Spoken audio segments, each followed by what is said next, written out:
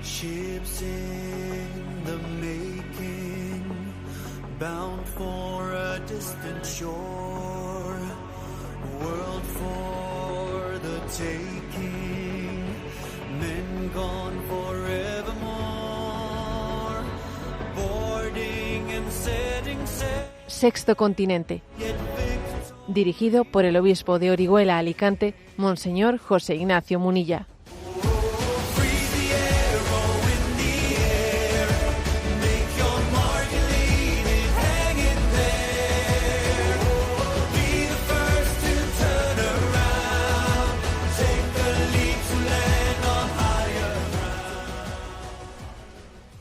Un cordial saludo a todos los oyentes de Radio María. Un día más, con la gracia del Señor, nos disponemos a realizar este programa radiofónico llamado Sexto Continente, que lunes y viernes de 8 a 9 de la mañana, una hora menos en las Islas Canarias, realizamos en directo aquí en Radio María España.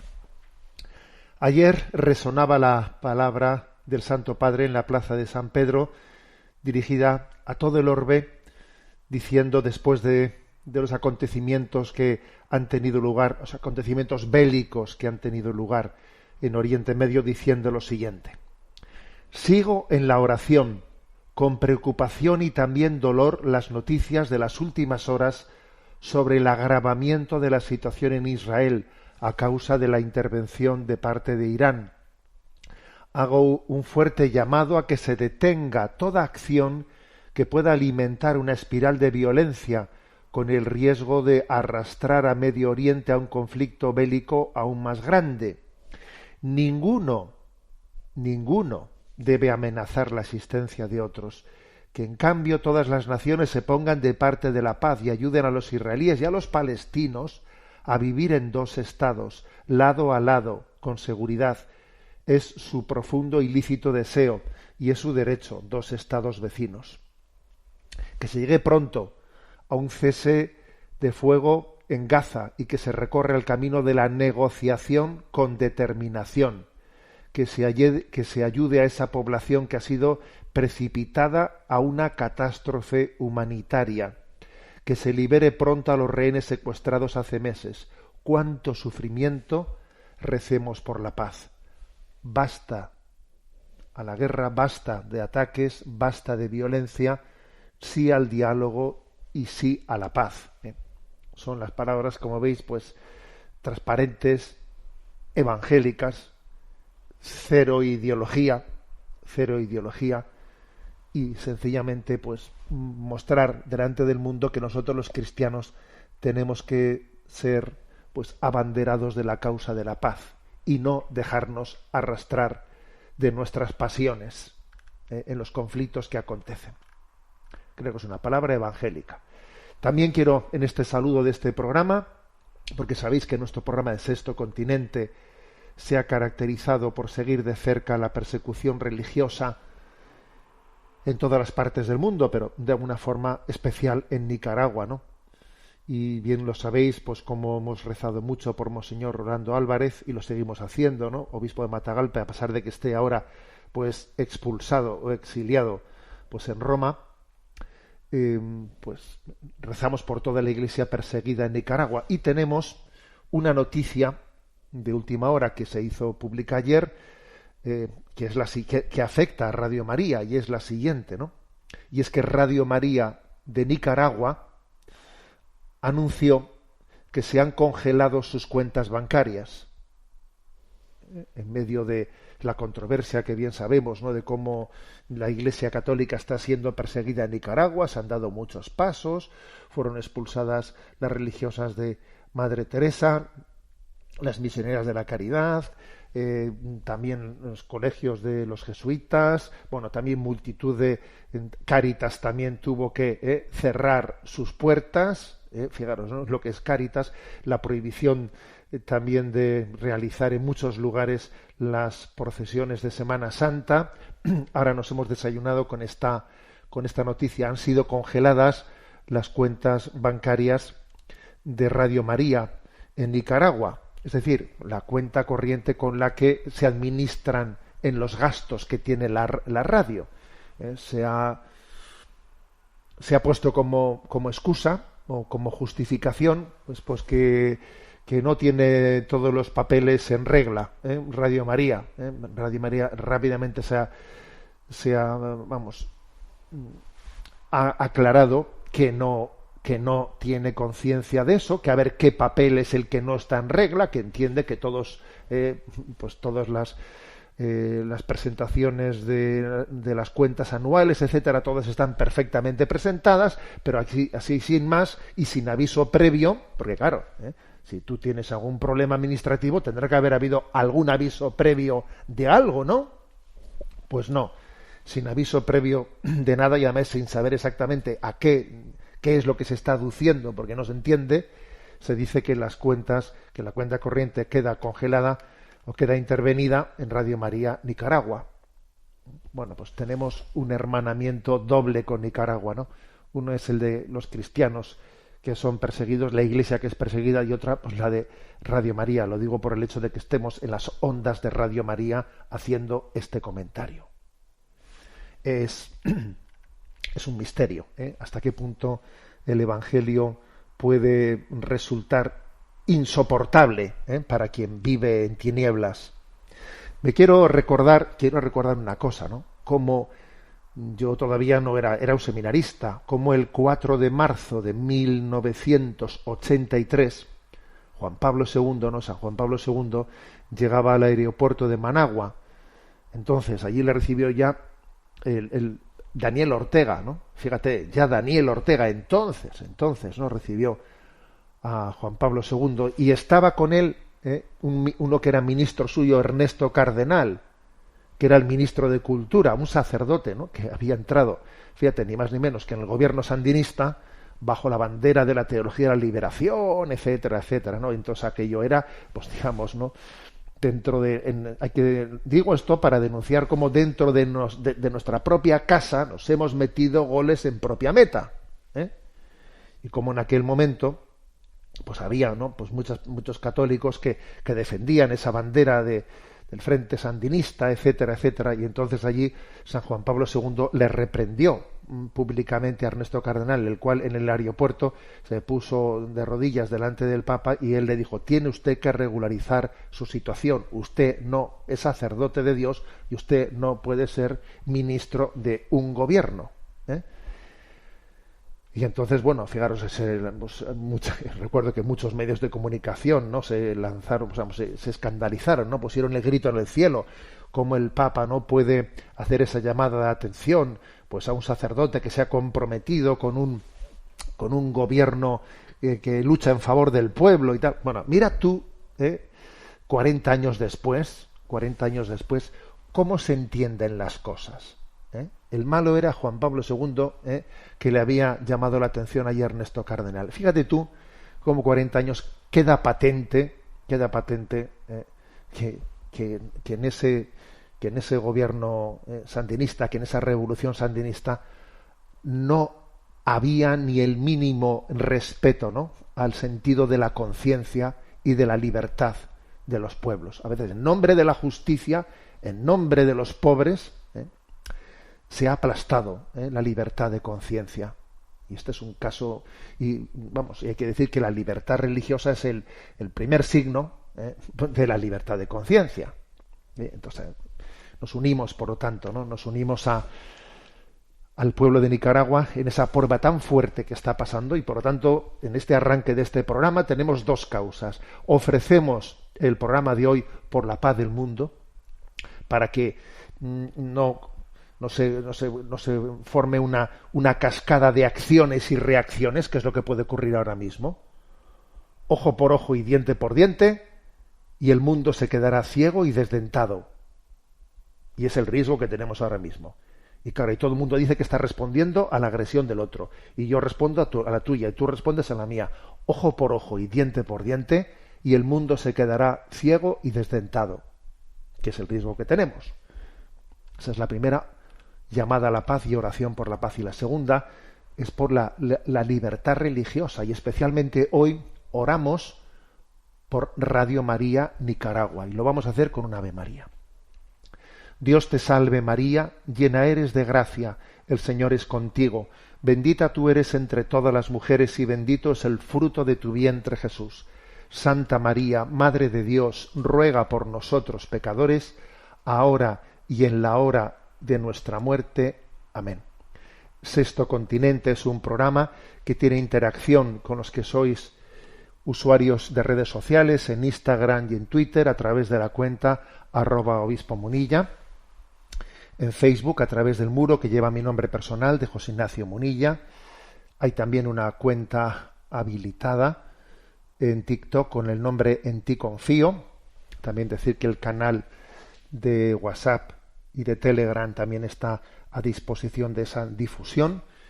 Los programas anteriores de Radio María están a vuestra disposición tanto en las plataformas de Spotify, de iVoox, también en el canal de YouTube de En ti confío, y decir que hay una página web multimedia, www.enticonfio.org, www.enticonfio.org, donde está allí pues a vuestro alcance los enlaces de todos los programas y de Sexto Continente y también otros materiales que vamos realizando, ¿no? Aparte que también, pues que en el podcast de Radio María son fácilmente accesibles los programas de Sexto Continente. Bueno, vamos adelante. ¿Qué comentario he elegido después de esta introducción, de este arranque? Pues un comentario de actualidad que me llevó ayer, ¿no?, a llevar, pues, a enviar a los medios de las redes sociales, a enviar un comentario que ahora voy a compartir con vosotros. Pero primeramente vamos a escuchar un audio de un hombre que está siendo interrogado en un juicio, ¿no? Está siendo motivo de mucho comentario. Este hombre se llama José Lomas, es un anciano que allá en el año 21 pues mató a un ladrón cuando había entrado en su propiedad, ¿no?, a robar. Y el hombre pues cogió una escopeta que tenía en su casa, era un hombre que vivía solo, un anciano, cogió una escopeta y mató a quien había entrado en su propiedad a robar, pues con 2 disparos.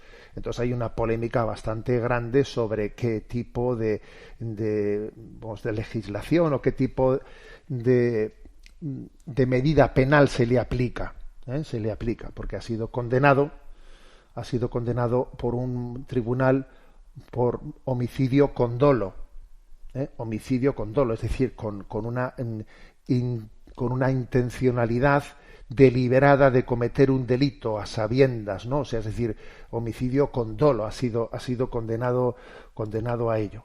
Entonces, bueno, pues vamos a escucharle en una palabra que él dice que este hombre es un hombre mayor, como digo, un hombre octogenario, que es esto lo que ha manifestado ante el juez. Yo no abandono mi casa y la defiendo. No sé cómo la defenderé, pero yo no salgo huyendo. Prefiero morir defendiendo mi casa antes que salir huyendo y dejarla en manos de unos maleantes. Por eso le digo que la finalidad última, usted estaba protegiendo su casa y luego indirectamente a usted. Pero usted lo que le preocupaba es que usted de su casa no se iba. Yo de mi casa no me voy. Eso. O sea, no, señor. La principal defensa era su casa. Exactamente. Bien, eso es lo que le he dicho. Bien. Es que es lo que conseguimos los humanos después de una larga vida de lucha, de sacrificio, de esfuerzo y de pasiones. Tener un sitio donde te sientas protegido porque es tuyo y, según la Constitución, porque es inviolable. Yo no me voy de mi casa, ¿no?, dice este hombre. Bueno, está allí explicando. O sea, ha habido una polémica bastante fuerte en España por esta situación, porque este hombre, bueno, pues después de que ha sido condenado por homicidio con dolo, pues la Fiscalía pide para él 25 años de prisión. Bueno, a mí me pareció adecuado enviar un mensaje a redes sociales con este testimonio y cuestionando esto, ¿no? Dije lo siguiente: en España se ha modificado el Código Penal para evitar la cárcel a los políticos que cometan determinados delitos a cambio de su apoyo parlamentario. Y ahora tenemos que ver cómo se le condena a prisión a este buen hombre. Esto es lo que el comentario que hice. A ver, entonces me gustaría hacer un comentario de discernimiento moral sobre el tema de la legítima defensa, de la defensa propia. A ver, este hombre se puede decir que actuó en legítima defensa. A ver, la verdad es que no actuó bien, porque es cierto que este hombre, cuando escuchó que en el jardín de su casa había ruido, o sea, alguien había entrado y estaba robando, y era un delincuente por visto bastante reincidente, este hombre mayor, claro, pues asustado, aturdido, ¿qué es lo que hizo? Cogió la escopeta que tenía, la escopeta de caza, y salió y allí disparó 2 tiros, los cuales mataron la vida de aquel hombre. Obviamente, la palabra legítima defensa tiene unos requerimientos, pues que la acción de este hombre no los cumplió. Este hombre, hay que decir que actuó en defensa propia. Ahora, ¿es legítima defensa?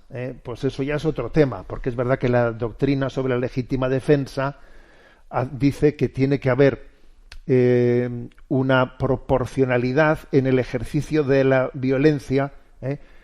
Dice Santo, por ejemplo, ¿no? Dice el Catecismo de la Iglesia Católica, ¿no? Si para defenderse se ejerce una violencia mayor que la necesaria, se trataría de una acción ilícita. Sí, pues es cierto. O sea, pues es verdad que este hombre, en su acción, pues ejerció una violencia excesiva, porque para que ese hombre pues no siguiese adelante, o sea, es decir, acabar con su vida, dispararle 2 tiros a quien estaba robando, que tampoco estaba armado, etcétera, pues es desproporcionado, es difícil entender que sea una legítima defensa. Bien, eso lo entendemos. Ahora, vamos a ver, ¿no? Eso no cierra el debate, porque yo creo que cogerle a este hombre y decirle, pues luego había una desproporción en su respuesta. Luego no es legítima defensa. Luego le condenamos a un homicidio con dolo. Luego este hombre con 80 y pico años que vaya a la cárcel. A ver, un poco de sensatez, ¿no? Yo creo que hay una incapacidad de hacer justicia o una falta de voluntad de hacer justicia. Este hombre, aunque no actuó proporcionadamente, está claro que actuó en defensa propia y que hay unas circunstancias personales, ¿no? Y las circunstancias son que una persona vive sola, con 80 y pico años, entra un ladrón en tus propiedades y a ver tú en ese momento de tensión, en ese momento de estrés, a ver cómo reaccionas, ¿no? Pedirle a este hombre, ¿no? Pedirle, pues, que tenga la capacidad de autocontención, de proporcionalidad, etcétera, etcétera. Vamos, hacerle a él el malo de esa historia me parece tremendo, ¿no? Me parece tremendo. Es no caer en cuenta de que la frontera entre la defensa propia y la legítima defensa, pues requiere una capacidad, unas circunstancias en las que tú tengas, ¿no? Pues una capacidad de decisión y una capacidad de gestión de ese momento tan difícil y tenso. Por otra parte, este hombre en el juicio ha manifestado que él en absoluto, ¿no? Que él en absoluto ha matado a nadie, que él no tenía ninguna intención de matar a nadie, que él no podría dormir, dice él, ¿no? En el juicio, yo no podría dormir si tuviese sobre mi conciencia, ¿no? El que he querido matar a alguien, ¿no? Pero aunque él dice que ni siquiera recuerda haberle apuntado, está claro que balísticamente es su escopeta el que le mató al otro. Lo que ocurre es que en un momento de tensión como esos, unos disparos de disuasión, pues perfectamente son los que han acabado. O sea, es obvio que esos disparos de disuasión son los que han acabado con la vida de la otra persona. Entonces a mí me llama la atención que en nuestro sistema penal, como la defensa propia no fue legítima, sino que fue desproporcionada, bueno, pues entonces le condenamos por homicidio con dolo, además con dolo, ¿no? Como diciendo, has tenido toda la deliberación de cometer ese delito a sabiendas de su ilicitud. No, mire usted, eso no es verdad. Eso no es verdad, ¿no? Y luego, claro, clama al cielo el hecho de que veamos cómo el Código Penal, como si fuese un chicle, es capaz de vamos, ¿no?, de rediseñarse al servicio, pues por ejemplo, de las clases políticas, ¿no? Y hemos visto cómo, pues, de repente, ¿no?, por los pactos entre partidos, por los pactos parlamentarios, pues el delito de sedición o el delito de malversación de fondos ha sido modificado en el Código Penal para que los políticos no vayan a prisión, ¿no?, y después que se es capaz, ¿no?, de manipular, ¿no?, la justicia desde el Ejecutivo al servicio de los políticos. Ahora estamos viendo, pues, cómo este hombre va a ir a la cárcel, ¿no? Y dice, no, es tremendo. La verdad es que os voy a compartir algo que recuerdo que quizás esto, cuando expliqué en el Catecismo de la Iglesia Católica el tema de la legítima defensa, creo recordar que compartí esta anécdota de mi vida por la radio, pero bueno, la voy a volver a contar y también vais a entender por qué un servidor, quien os habla, me implico tanto en este caso, porque la verdad es que tiene, en la historia de nuestra vida, tiene pues un eco grande, ¿no? Y es que yo recuerdo que, siendo un sacerdote joven, pues no sé, tendría unos 30 años, pues aconteció en nuestra familia pues una situación de estas tremendas, y es que por la noche, en la casa de nuestros padres, que tenía, ya no existe esa casa, que estaba en planta baja y daba a un jardín, a una huerta. Mis padres estaban durmiendo, nuestros padres estaban durmiendo, cuando un ladrón entró por la ventana, empujando la ventana, y al empujar la ventana resulta que detrás de esa ventana había una gran pecera, la cual tiró al suelo. Y claro, al tirar al suelo se produjo un estrépito tremendo. Como tenía mucha agua, esa agua provocó un cortocircuito en la casa y la luz se fue. Entonces aquel ladrón entró. Nuestros padres, que estaban durmiendo, pues claro, inmediatamente se levantaron sobresaltados. Ellos pensaron que quien había entrado de esa forma por la ventana era alguno de sus hijos sacerdotes, ¿no?, que por no tocar el timbre, por no despertarles, pues habíamos intentado entrar por la ventana. Y entonces, pero ¿cómo habéis hecho eso? Claro, de repente a oscuras pensando que éramos nosotros, resulta que se encontraron con un ladrón.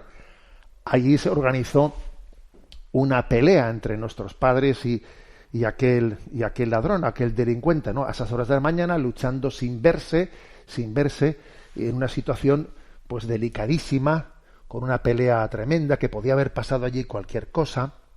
A nuestra madre le clavaron un destornillador, y nuestro padre también, ¿no?, pues con un candelabro en la mano le pegó pues en la cabeza al ladrón, que podía haber acabado con su vida. Bueno, total, que en un momento determinado nuestro padre, cuando vio que el asunto abrió la puerta de la casa, y aquel ladrón salió corriendo, ¿no? Claro, luego, cuando hicimos la evaluación de lo acontecido, decíamos en familia, es que podía haber pasado de todo, desde que nuestros padres hubiesen fallecido a que nuestros padres ahora fuesen acusados de homicidio, porque tú le has entrado uno que estaba desarmado, no tenía armas, y tú has cogido y le has matado. Es algo desproporcional lo que has hecho. O sea, podía haber ocurrido cualquier cosa. Y yo recuerdo que nuestro padre fue cazador, y tenía pues un arma en la vivienda, ¿no? Y nosotros, claro, ya había dejado de ser cazador, y entonces me acuerdo que le dijimos a nuestro padre: Aitá, no será, o sea, el momento de que esa arma pues te deshagas de ella, la devuelvas, etcétera, se la entregues pues no sé, a las autoridades, no sé cómo se hace eso, pero que no tengamos un arma en casa, no será mejor, Aitá, porque obviamente tener un arma en casa para una situación así es verdaderamente peligroso, es peligroso, no solo por aquello de que las armas las carga el diablo, sino porque es que además en una situación extrema la utilizas intentando defenderte y vaya lo que puede ocurrir, que se lo digan a José Lomas, a este anciano. Entonces, creo que este comentario que hago, ¿no?, que sobre el discernimiento moral, sobre la frontera, ¿no?, entre la defensa propia, la legítima defensa, la incapacidad de hacer justicia, la falta de voluntad de hacer justicia, ¿no?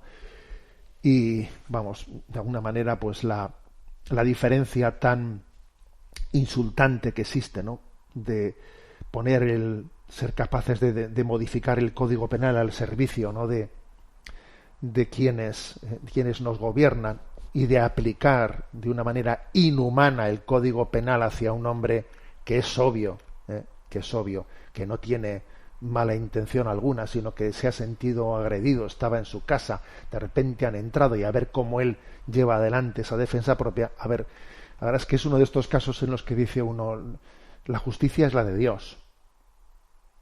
La justicia es, solamente Dios es justo. Solamente Dios es justo, ¿no? En esta vida, la verdad es que quien espere justicia de esta vida va a tener disgustos y disgustos y disgustos, ¿no? Yo creo que es importante que todos los tengamos en cuenta. Vamos a rezar por este hombre, también obviamente vamos a rezar por la persona, ¿no?, por ese ladrón que falleció, pero vamos a rezar por este hombre que está en una situación, pues, dura y durísima en su vida, ¿no? Bien, pues vamos adelante en este programa de Sexto Continente, y voy a compartir con vosotros una canción que he descubierto y que me parece muy, muy curiosa. Se llama Andar sobre el agua. Está compuesta por un cantautor de Colombia, Santiago Benavides. Es un cantautor católico. Andar sobre el agua, en la que hace referencia al pasaje bíblico de Jesús caminando sobre las aguas, ¿no? Bueno, nos gusta andar sobre la tierra, sentirnos seguros, ¿no?, tener la vida resuelta, pero las cosas no suelen ser así. Él dice en la canción, toda la vida es andar sobre el agua, pues porque en el fondo la vida está llena de sorpresas, ¿no? Y eso sí, toda la vida es andar sobre el agua, pero en la confianza en Dios está la clave, en la confianza. Y la canción dice, el secreto es no desviar de Dios la mirada. Lo que le pasó a Pedro, ¿no? Que Pedro, cuando Jesús le dice, ven, bájate de la barca, y Pedro comienza a andar por encima de las aguas, no se hundía. Pero claro, comenzó a sentir miedo, vio que el viento soplaba, dejó de mirar a los ojos de Jesús, desvió su mirada de Dios y entonces empezó a hundirse, ¿no? Por eso la canción dice, el secreto es no desviar la mirada, andar sobre el agua. Bueno, pues también nosotros vamos a pedir la gracia, ¿no? La gracia de andar sobre el agua en tiempos recios, en tiempos difíciles, sabiendo que confiamos en Dios, que Él no nos deja de la mano en todas las pruebas.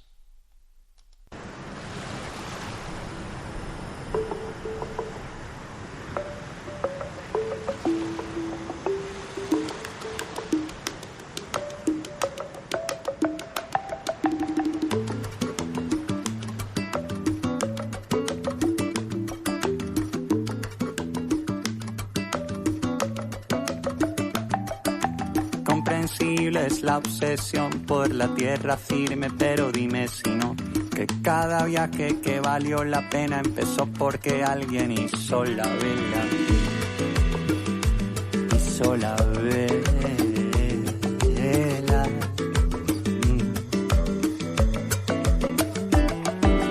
Comprensible es la obsesión por la sensatez, pero dime si no, que cada paso que dejó huella fue dado porque alguien perdió una tuerca.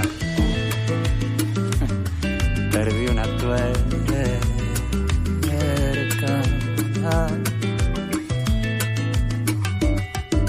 Como queriendo ver eso que no se ve, como si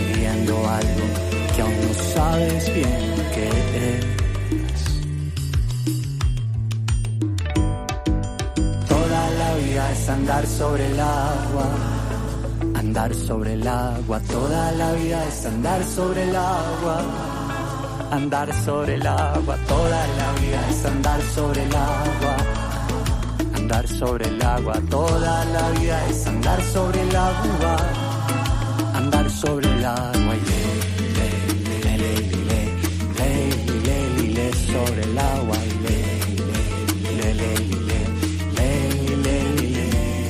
y quien dice que no quisiera tener la vida resuelta de una sola vez, pero cada día su afán conlleva entre los sueños y la marea, y allí se encuentra su gran belleza, y en la confianza está la fiesta, y de la sorpresa la fe es la llave.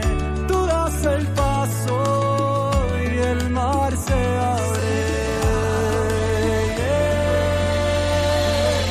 Toda la vida es andar sobre el agua, andar sobre el agua. El secreto es no desviar la mirada. Ay de Dios la mirada. Toda la vida es andar sobre el agua, andar sobre el agua. El secreto es no desviar la mirada. Ay de Dios la mirada. Toda la vida es andar sobre el agua, andar sobre el agua. El secreto es no desviar la mirada. Ay de Dios la mirada. Toda la vida es andar sobre el agua, andar sobre el agua. El secreto es no desviar la mirada. Ay de Dios la mirada. Epa. Andar sobre el agua. El secreto es no desviar la mirada. Andar sobre el agua. El secreto es no desviar la mirada.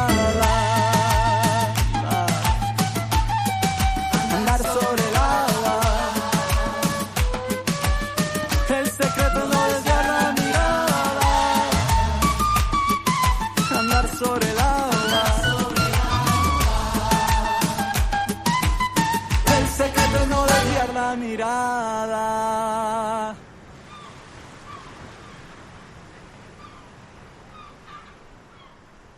Bueno, la verdad es que no se pueden decir más cosas en menos palabras. Toda la vida es andar sobre el agua. Confiamos que estamos en las manos de Dios. Bueno, antes de seguir adelante con la participación de los oyentes, que sabéis que ahí también queremos, ¿no?, guardar, vamos a intentar hacerlo también en el programa de hoy, tiempo para vuestra intervención, pero aunque sea de una manera muy breve, quiero hacerme eco de que pues este viernes pasado se ha estrenado en España pues una película documental que me parece interesantísima, ¿no? Digo, bendito Dios que se produzcan cosas así, ¿no? Hispanoamérica, canto de vida y esperanza. He tenido oportunidad de ver esta película, Hispanoamérica, canto de vida y esperanza, que es también de quienes hicieron de la película documental España, la primera globalización, y que me parece muy interesante porque es una respuesta a la leyenda negra sobre Hispanoamérica, y la verdad es que es muy importante que tengamos la cultura necesaria para responder a esa leyenda negra que se ha hecho sobre la evangelización. La verdad es que es maravilloso ver en este reportaje, aparte de toda la belleza, muchísimo argumentario, ¿no? Muchísimo argumentario, ver cómo España nunca tuvo colonias. La colonización comenzó en el siglo XIX en el mundo, ¿no? España no tuvo colonias. No las tuvo. Lo que tuvo fue un virreinato. Lo que tuvo es un virreinato, ¿no? No se puede hablar de la América española, sino en todo caso de la España americana. O sea, lo que tuvo es un virreinatos, que eran, pues, formaban parte de España, pues igual que Castilla o que igual que otras partes de nuestra vida, ¿no? Y cómo se subraya como eso de las razas también ha sido un invento del siglo XIX. Allí el mestizaje fue impresionante, ¿no? Pues comenzando por Hernán Cortés, Pues fíjate tú, el mestizaje comienza con el que capitanea la llegada, ¿no? La llegada a aquel lugar. Entonces dice, esto ha sido una conquista. A ver, una conquista, pero si fueron 400. ¿Cómo es posible que 400 vayan a conquistar un continente? Obviamente allí hubo un encuentro de culturas, ¿no? También a mí, por ejemplo, hay muchos datos, ¿no? que yo no conocía y que en esa película documental me han impactado. Por ejemplo, que el hecho de que exista a día de hoy existe el Hospital Jesús, fundado por Hernán Cortés. Fíjate, 5 siglos después sigue en pie el Hospital Jesús, fundado por Hernán Cortés. Gratuito, un centro de atención, y sigue siendo gratuito. Atención a todo el mundo, a toda la población, por supuesto sin distinción de su condición económica, ni de que es mestizo, ni no mestizo, ni indígena, ni proveniente de España, ¿no? El Hospital Jesús se llama. No se podía haber puesto un nombre más claro, ¿no? Entonces, pues la verdad es que os lo recomiendo, ¿eh? Os recomiendo el ver esta película Hispanoamérica, Canto de vida y Esperanza. Bueno, y vamos ahora sí a la intervención vamos a dar paso a vuestra participación. Sabéis que hay un correo electrónico habilitado que es sextocontinente@radiomaria.es, sextocontinente@radiomaria.es, a donde podéis hacer llegar vuestras preguntas. A Marta, que está en la emisora, le vamos a pedir que nos transmita las que hemos seleccionado. Adelante. Muy buenos días, monseñor. Una oyente llamada Lola nos comparte. Buenos días, le agradezco mucho la vulnerabilidad que mostró en el programa en el que subrayó los riesgos de las redes sociales. Me refiero al dilema de si nos conviene participar de Internet, ya que las plataformas están amañadas. Es una cuestión que también me ha inquietado a mí y me gustaría compartir algunas consideraciones que me han ayudado en mi discernimiento. La primera, por mucho que me fastidie, porque personalmente tengo una tendencia brutal al moralismo rígido, no todo es blanco o negro. Es cierto que las pantallitas no son neutrales y que las plataformas principales se rigen por códigos éticos poscristianos o posmodernos. Pero eso no las hace intrínsecamente malas. Creo que la denuncia del alcalde de Nueva York no es un camino conveniente. De hecho, me temo que acabe derivando en algo muy parecido a la ley seca. La segunda, igual que sucedió con las calzadas romanas, la infraestructura que favoreció la expansión veloz del Evangelio no la implantó el pueblo de Dios, y sin embargo, el Señor las incorporó a su plan de salvación para que la Iglesia expandiera sus raíces más allá de Israel a una velocidad de vértigo. Y la tercera, no es bueno que el hombre esté solo. Las pantallitas pueden usarse como espejo y favorecer ese ombliguismo diabólico, pero también sirven para crear comunidades virtuales. Creo que el propósito final que debemos proponernos como evangelizadores es lograr una encarnación de esas comunidades, ponernos en contacto unos con otros a nivel personal, volver a descubrir la amistad. En conclusión, si me permite un consejo, yo en su lugar concentraría los esfuerzos en crear una sólida plataforma cristiana que sirva de comunidad, un poco como los monasterios lo fueron en la Baja Edad Media tras la caída de Roma, oasis en medio del desierto de Internet. Ya están surgiendo por todas partes. Se me ocurre el ejemplo de Word on Fire, el ministerio de Monseñor Robert Barron. Pregunte cómo lo hizo, busque un buen equipo de profesionales bien formados, cuide la calidad de los contenidos y de su funcionamiento, y luego organice encuentros presenciales, charlas, conferencias, grupos de oración, conciertos, lo que Dios quiera, donde se comparta el tiempo y el espacio alrededor de una buena mesa.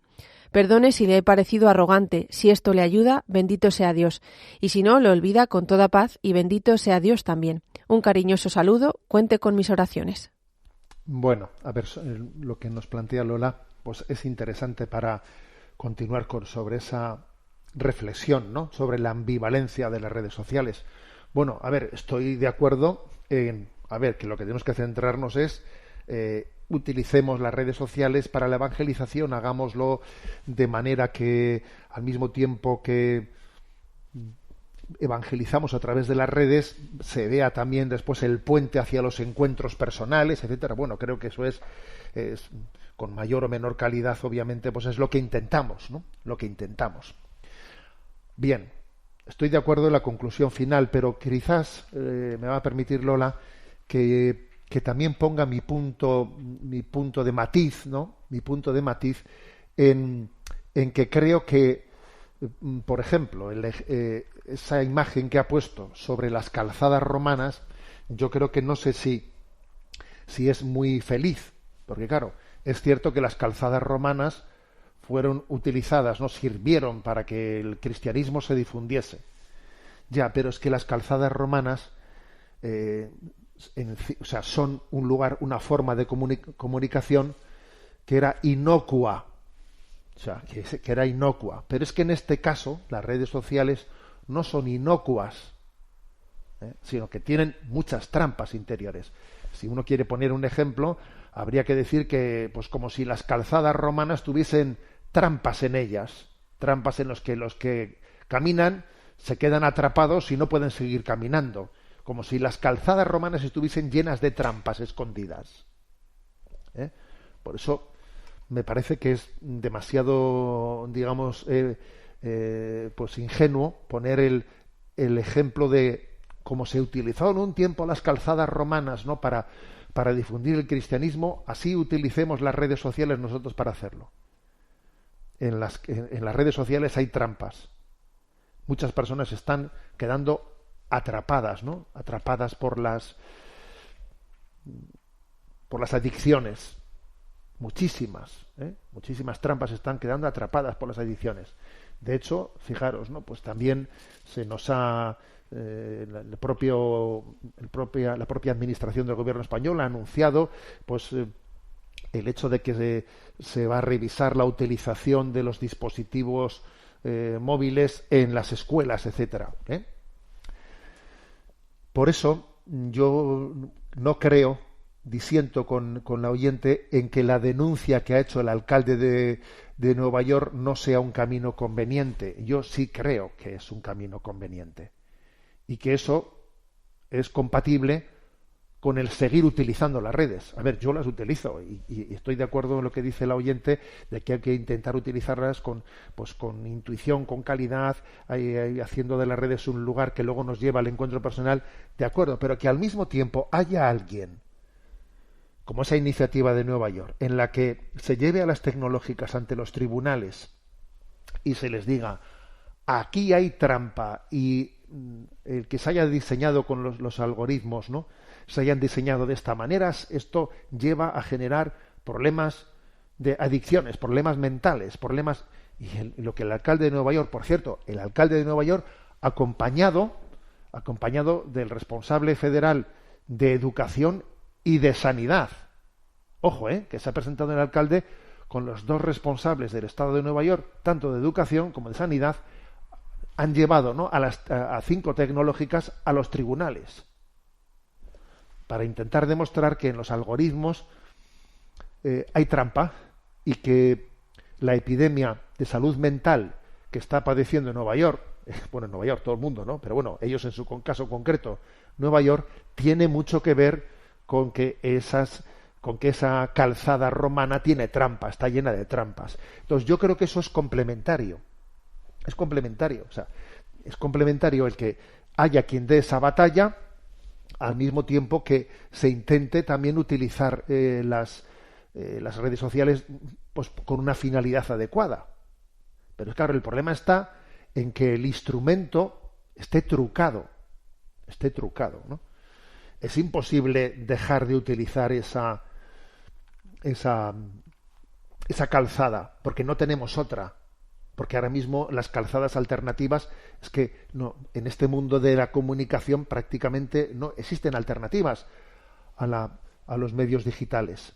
Pero yo creo que cada uno tenemos que estar en la parte de este discernimiento en la que nos toca estar. Entonces yo, de acuerdo lo que dice Lola, en que tenemos que centrarnos, pero bendito sea Dios en que haya personas que lleven adelante también la batalla de desenmascarar y poner a las tecnológicas ante la verdad de que existe un problema de fondo, que es en el diseño adictivo, de las tecnologías. Creo que cada uno tiene que cumplir su misión, y yo aplaudo, ¿no?, al alcalde de Nueva York, como hice, porque no creo que eso acabe derivando en algo parecido. La ley seca no creo que tenga que ver una cosa con la otra. Pero bueno, agradezco mucho la aportación de Lola, que creo que es interesante. Adelante con el siguiente oyente. Antonio Albero nos escribe: buenos días, Monseñor Munilla. Acabo de escuchar su programa pasado y debo hacer mención a algo que no me ha encajado. Se trata de la expresión perder la dignidad. Es un asunto sobre el que he tenido la oportunidad de pensar. Usted ha utilizado la expresión en relación a un caso que hacía mención a unas adicciones, diciendo que hay situaciones en las que podemos acabar perdiendo la dignidad. Yo creo que la dignidad no se pierde. Pienso que la tenemos por ser humanos, al igual que la inteligencia. Homo sapiens sapiens, el hombre que sabe que sabe. Para mí eso significa inteligente. Alguien podría preguntar: ¿y las personas con síndrome de Down? Y para mí la respuesta es clara: también. Las personas con síndrome de Down también. De la misma manera considero que el ser humano es digno, aunque cometa los mayores errores. Podemos equivocarnos y mucho, pero no perdemos la dignidad. Y esto no significa que equivocarse y pecar no sea lo que es ni que no importe. Creo que debemos ir dejando de utilizar esa expresión porque nadie debe considerarse indigno. Nunca nadie es indigno para Dios. A lo sumo puede acabar en el infierno por haberle rechazado, pero Dios no ha creado nada indigno. La dignidad es inherente a la persona como la inteligencia. Bueno, entiendo perfectamente lo que dice Antonio, ¿no? Y creo que es una aportación importante. Hay que distinguir dos cosas. El término dignidad ontológica, que es a lo que se refiere Antonio, y luego otras veces se utiliza el término dignidad más en un sentido moral. A ver, ¿qué significa dignidad en el sentido moral? Pues es que esta persona está perdiendo la dignidad. O sea, se utiliza en el sentido de que la manera en la que está actuando le falta, no se quiere a sí mismo, está de alguna manera actuando contra su propio bien, está perdiendo la dignidad, quiere decir está perdiendo el norte, Bien, en ese sentido se suele utilizar la expresión perder la dignidad. Por ejemplo, ¿no? Pues el hijo pródigo, pues estando allí, ¿no?, malgastando su dinero y después allí estando cuidando cerdos, el hombre había perdido su dignidad. Pero luego está el sentido ontológico, que es el que dice Antonio, que tiene toda la razón, que es que aunque alguien, ¿no?, pues actúe de una manera en la que actúe equivocadísimamente, sin embargo, él es hijo de Dios, él es criatura de Dios, él tiene un alma espiritual. Y entonces en la propia parábola del hijo pródigo, cuando ese hijo llega y se encuentra con el padre, se lleva la sorpresa de que él dice: ya no merezco que me trates como a hijo, tráteme como a uno de tus jornaleros. Pero no, el otro le dije: pero ¿qué como uno de mis jornaleros? Tú eres hijo, y aunque vivieses de una manera perdida, sin embargo, el ser hijo, o sea, tu dignidad de hijo no la has perdido nunca. Eres hijo, porque tienes un alma espiritual. Entonces, tu dignidad, por mucho que pierdas los principios, tu dignidad es inherente a tu alma. Eres hijo, y por eso en la parábola del hijo pródigo pues le acoge, le abraza, etcétera, ¿no? Es decir, que el término dignidad suele ser utilizado en dos niveles, ¿no? El nivel moral o el nivel ontológico. En el nivel ontológico uno nunca pierda su dignidad, aunque haga las mayores barbaridades del mundo. A ver, Hitler perdió su dignidad. No desde el punto de vista ontológico. Él siempre, ¿no?, fue para Dios, fue querido. O sea, Dios le quería como a toda criatura. Ahora sí que es verdad que su manera de actuar fue indigna, indigna, y en ese sentido pierde su dignidad. Bueno, son, por lo tanto, digamos, dos niveles en nuestra expresión, el nivel ontológico y el nivel moral. Pero bien, yo estoy de acuerdo con Antonio de que conviene no utilizar la palabra perdió su dignidad, porque puede ser malinterpretada. Puede ser, cuando se dice que esta persona está viviendo de una manera que está perdiendo su dignidad, puede ser malinterpretada, ¿no? Como si hubiese perdido su dignidad ontológica. Pero bien, agradecemos el matiz de Antonio. Adelante con la siguiente pregunta. Un médico psiquiatra nos plantea: quiero hacerle una petición, pero es preciso contextualizar el motivo de la misma. Soy médico desde 1981, psicólogo desde 1990 y psiquiatra desde 1996. Actualmente solo mantengo mi labor asistencial con algunos pacientes tras mi jubilación hace ahora casi 2 años. Comprenderá con estos datos que en mi vida profesional he visto de todo, como suele decirse. Sin embargo, hace un par de semanas me sentí especialmente afectado. Un paciente, a quien trato desde hace tiempo, depresión y dependencia a alcohol y cocaína, ha sufrido la trágica pérdida de uno de sus 2 hijos, militar, recientemente ahogado. En la última visita constaté que no hay recaída en su adicción, bien controlada desde hace años, y que cumple bien su tratamiento antidepresivo. Sin embargo, me transmitió su profunda decepción con todo. Ya no creo en nada, lo de Dios es un invento. Cuando besé a mi hijo muerto solo percibí una cosa inerte, no era ya mi hijo. Solo hay vida y muerte, nada más, y no hay cielo e infierno, solo infierno. Este mundo es un infierno. Traté, monseñor, de revertir la situación, apelé a la duda. Aunque no creas, imagina por un instante que tu hijo supiera lo que dices, qué te diría, etc. Tuve la sensación de que nada valía, y digo esto porque este hombre es una persona profundamente buena y generosa, capaz de vencer la adicción, de formar una familia y de sacar un negocio adelante. Creyente no practicante, pero muy respetuoso y generoso con la Iglesia, sentí mucha pena. El final de la sesión fue que al levantarse me dijo: ¿me permite que le dé un abrazo? Así lo hicimos, nos abrazamos y se fue. Y ahora mi petición, su palabra, su consejo. Si es posible que así ocurra, es mi deseo pasárselo al paciente con el podcast cuando estuviera disponible. Gracias en todo caso y que Dios le bendiga. Le sigo en Sexto Continente y de ahí mi atrevimiento. Disculpe la extensión. Gracias por su atención. Bueno, la verdad es que reconforta ver, ¿no? Pues como un médico psiquiatra lucha por las personas, no lleva adelante su profesión de una manera fría y distante, ¿no? Sino que lucha por cada uno de sus pacientes y sufre por ellos, ¿no? Y dice: ¿qué puedo hacer yo para intentar darle a este hombre, ¿no?, una palabra de sentido en una situación como esta, ¿no? La verdad es que es hermoso. Y me recuerda este correo que pues yo en mi vida de sacerdote en Zumárraga, en la parroquia, la única parroquia en la que estuve, ¿no? Tuve una amistad con un médico con el que, pues la verdad es que tuvimos pues una capacidad de compartir, ¿no? Compartir casos y situaciones muy interesantes, ¿eh? Yo le derivaba a ciertas personas y él me derivaba también, ¿no?, sus pacientes. Porque es así, algunos fieles necesitaban una ayuda médica y algunos pacientes necesitaban una búsqueda de sentido espiritual en su vida, y entre nosotros hubo una amistad y un ayudarnos mutuamente entre el sacerdote y el médico muy interesante, que en el fondo derivaba en el bien de los pacientes, ¿no? Derivaba en el bien de los pacientes. Bueno, me ha hecho recordar a ese momento de mi vida, ¿no? Este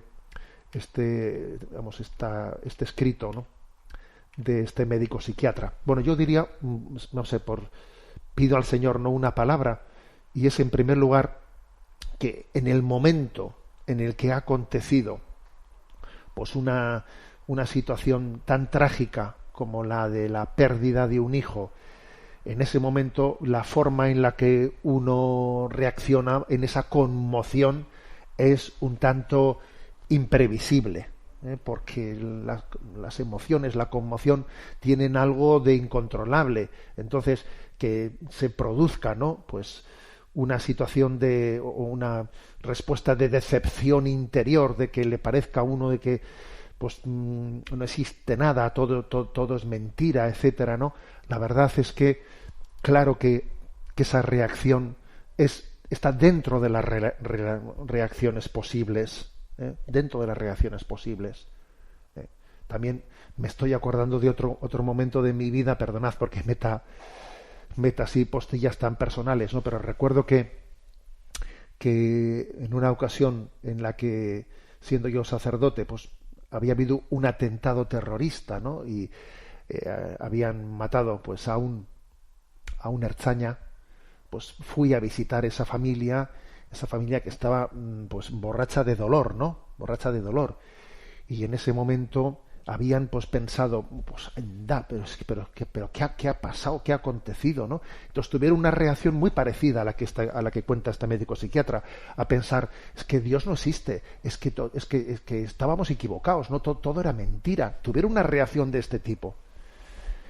Y curiosamente, ¿no? Cuando yo charlé un rato con ellos y tal, ¿no? Pues me acuerdo que el padre llamó a uno de los hijos y le dijo, oye, que está aquí el sacerdote, y vi cómo le dio la vuelta, ¿no? Aquella primera reacción, y dijo, y el hombre decía en euskera, decía, que hay Dios, que hay Dios. Madre mía, a mí me conmovió, ver cómo aquel hombre había tenido una primera reacción de borracho de dolor, de pensar que no hay verdad, no hay justicia, no existe nada, ¿no? Entonces creo que hay que tener conciencia de que la primera reacción pues es que está totalmente mediatizada por ese dolor, ¿no? Por eso San Ignacio de Loyola tiene aquel famoso consejo, ¿no? En tiempos de turbación no hagas mudanza. En tiempos de turbación bastante haces con abrir el paraguas y esperar a que escampe, En tiempo de turbación, mira, agárrate, abrázate a la persona querida que tengas al lado tuyo, llora, abrázate a la cruz. Si eres creyente, obviamente será el abrazo clave, pero si no, abrázate y estate quieto y espera a que pase el chaparrón, Este hombre le pegó un abrazo al psiquiatra, ¿no? Pues es que es lo que hay que hacer en ese momento, pero no saques conclusiones, porque no es el momento de sacar conclusiones, ¿no? Cuando estás borracho de dolor, ¿no? Y luego creo que a mí algo que me ayuda mucho, es que me lo habéis escuchado en este programa, es el de entender que aunque en esta vida la forma en la que fallecemos sea más dramática o menos dramática, ¿no? La forma en la que fallecemos, la edad con la que fallecemos, pues más joven o más mayor. El hecho de que uno, claro, no es lo mismo que un padre entierre a un hijo que un hijo entierre a su padre, ¿no? Porque parece que se invierte lo que era el orden lógico. Todas esas cosas en esta vida hacen que tengamos una lectura muy distinta de un fallecimiento. Pero sin embargo, si vemos las cosas desde el otro lado, el hecho de que alguien haya fallecido joven, mayor, antes o después de sus padres, en una circunstancia dramática o de una manera plácida, eso ante los ojos de Dios es circunstancial, porque 1000 años son como un día en la presencia de Dios, y lo único importante es que nuestra alma esté preparada para el encuentro con Dios. Con lo cual, toda esa rabia, todo ese dolor, no nos equivoquemos. Lo que tenemos que hacer es, toda esa pasionalidad que tenemos, conducirla adecuadamente, y esa pasionalidad hay que conducirla a orar por nuestro hijo, a orar por él, a ofrecer por él ahora nuestra oración, la propia conversión de nuestra vida, porque en el fondo una familia se convierte, cuando se convierte uno de los miembros de la familia, es en bien de los, o sea, Dios nos quiso unidos, somos uno en el seno de la familia, ¿no? Luego, de lo que se trata es de recibir una llamada a la conversión desde ese acontecimiento que ha pasado en la familia, y ahora todos unirnos en la oración por él y esperando juntarnos todos en el cielo. Y para eso nuestra gran apuesta es la conversión de toda la familia. Bueno, perdón que tenemos el tiempo cumplido. La bendición de Dios Todopoderoso, Padre, Hijo y Espíritu Santo. Alabado sea Jesucristo.